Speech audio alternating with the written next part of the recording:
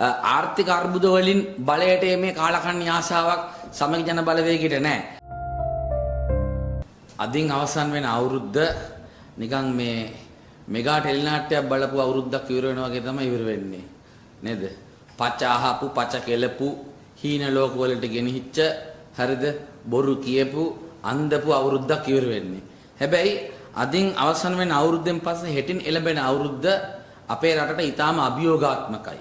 මොකද හේතුව මේ වෙනකොට රුපියල අවප්‍රමාණ වීම නිසා විදේශ ණයබර ප්‍රමාණය රුපියල් බිලියන 703කින් වැඩි වෙලා තියෙනවා. හරිද? ඊළඟට මේ ආපදා තත්වයේ තුල සංචාරක කර්මාන්තයෙන් අපේක්ෂිත ආදායම ලබා ගන්න පුළුවන්ද කියලා ප්‍රශ්නයක් තියෙනවා එළඹෙන පළවෙනි කාර්තුවේ දෙවෙනි කාර්තුව ඇතුළත. ඊළඟට කෘෂි කර්මාන්තයට වෙච්ච හානියත් එක්ක අපනයන ඉහළ යාමත් එක්ක ආනයන අපනයන පරතරය ඉදිරි කාලයේදී ඉහළ යන්නට නියමිතව තිබුණා. ඒ වගේම වර්තමාන රජයේ බලයට පත් වුණායින් පස්සේ මේ වෙනකන් එක ඩොලරයක්වත් ඍජු විදේශ ආයෝජන ඇවිල්ලා නැහැ. හරිද?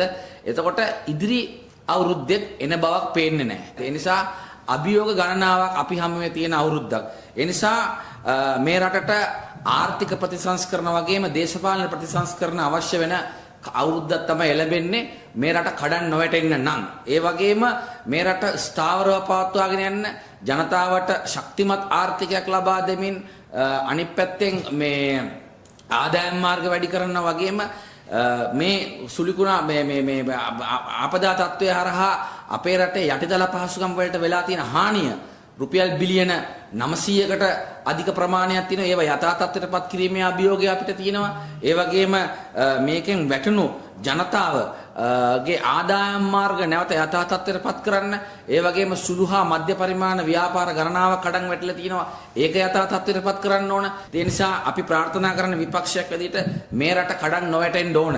ඒ නිසා ඒ ආර්ථික අර්බුද වලින් බලයට මේ කාලකන්ණි ආශාවක් සමගි ජන බලවේගයට නැහැ. ආර්ථික අර්බුද වලින් රට කඩන් වට්ටලා ඒ හරහා දේශපාලනය කිරීමේ අභියෝග මේ කාලකන්ණි ආසාවක් අපිට නැහැ. ඉතින් ඒ නිසා මේ විදේශ ආයෝජන ගේන්න බැරි, ඩොලර් ආදායම් හොයන්න බැරි, ජනතාවගේ බඩගින්න නිවන්න බැරි, ඒ වගේම යටිතල පහසුකම් සංවර්ධනය වේගවත් කරන්න බැරි, ඒ වගේම ඒක පුද්ගල ආදායම් වැඩි කරගන්න බැරි මේ කයිවාරු වාමාංශික ආණ්ඩුවට විරුද්ධව දක්ෂිනාංශික